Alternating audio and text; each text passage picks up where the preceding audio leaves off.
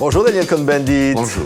Vous êtes de bonne humeur aujourd'hui, l'humeur de Dany, c'est donc le livre qui est publié chez Robert Laffont qui rapporte vos chroniques journalistiques sur Europe 1. Vous adorez ça tous les matins comme ça, donner votre humeur sur le monde? Oui, c'est assez. D'abord, c'est assez plaisant. Puis, c'est un défi, c'est-à-dire trouver un angle tous les matins.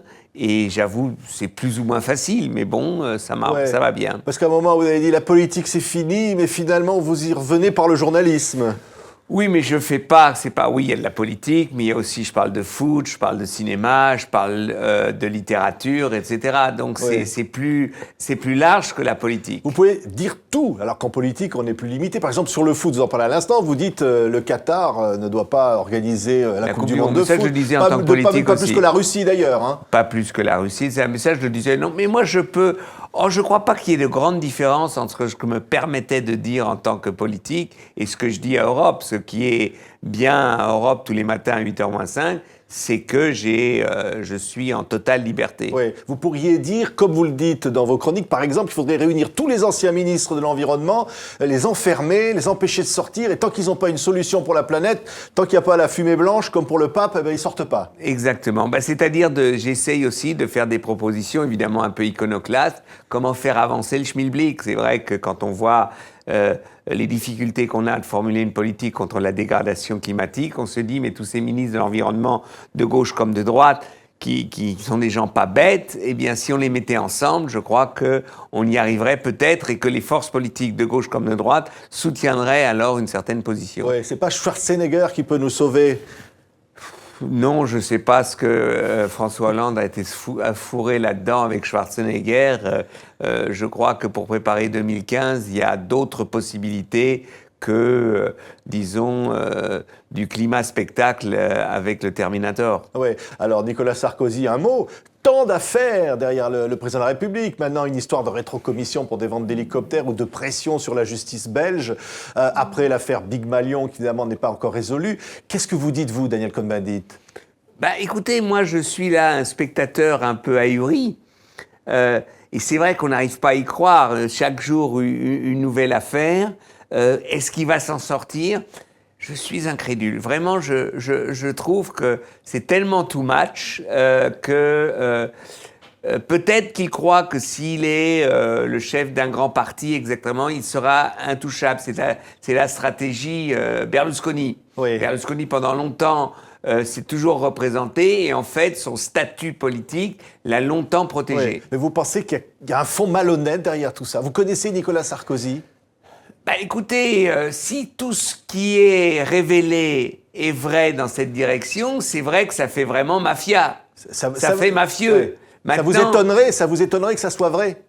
J'arrive pas à le croire, mais bon, maintenant, visiblement, je suis un enfant de cœur dans ce genre de choses et qu'il est magouillé à ce point, que son entourage est magouillé à ce point, mais ça vient des affaires, des rétrocessions de l'histoire des bateaux baladures dans la campagne, et jusqu'à aujourd'hui, avec tout ce qui est...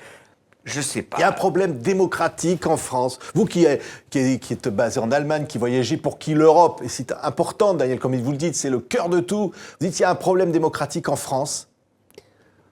Il y a un problème de la classe politique. Il y a un problème... il y a le problème démocratique de la France. Je crois que la constitution de la Ve République bloque un peu tout, que le présidentialisme, en fait, est quelque chose de très hiérarchique, qui, en fait, immobilise un peu le pays, etc. Mais la France est une démocratie, seulement, et d'ailleurs ça fonctionne, si Sarkozy se fait piquer, eh bien c'est que la justice fonctionne, donc on ne peut pas se plaindre de cela. Oui, mais on peut débattre de tout. Alors, un mot sur le Front National, vous dites si les gens votent Front National, c'est par pouvoir se protéger de la pauvreté du monde. Oui, c'est pas... Oui, je crois qu'il y a un vote, il y a une tendance vers l'extrême droite du Front National qui est une tendance égoïste.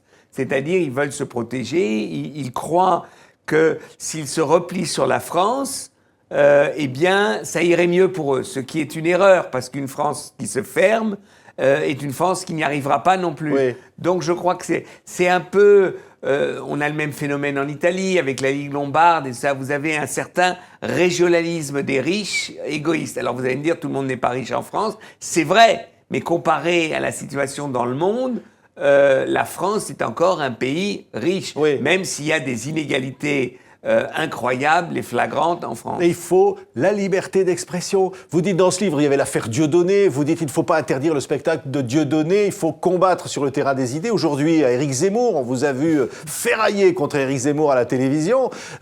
Toutes les idées peuvent s'exprimer.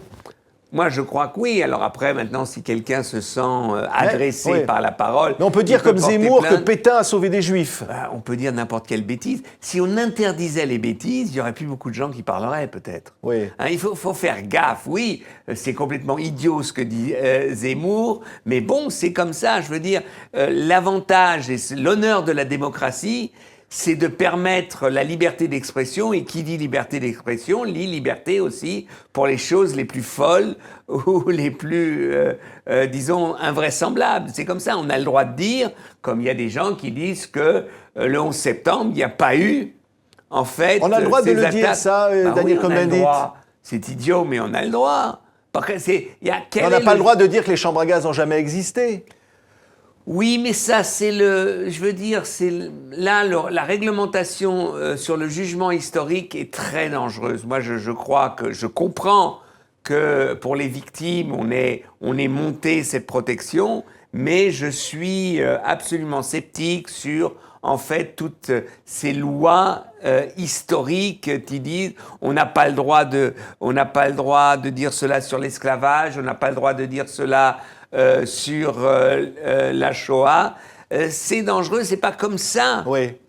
qu'on fait évoluer les choses. Mais je comprends que des victimes veulent cette protection parce qu'une certaine parole les agresse. Oui, Zemmour dit, et vous l'avez contré, une équipe de foot, elle perd parce qu'il y a trop d'immigrés à l'intérieur. Alors vous qui aimez le foot, vous qui aimez tant le foot et vous en parlez... C'est complètement idiot, parce qu'il s'est énervé qu'on ait dit Black Blamber pour l'équipe de France de 98 et qu'on en a fait tout un truc multiculturel où il a voulu démontrer que l'Allemagne multiculturelle jouait plus mal. Manque de peau, ils deviennent championnes du monde après. Donc, c'était pas très malin de sa part. Merci beaucoup, Danny Cohn-Bendit. Votre humeur, elle est dans ce livre. Il y a plusieurs centaines de chroniques matinales et qu'on relit avec grand plaisir. Merci d'avoir été notre invité. Je vous remercie. Au revoir.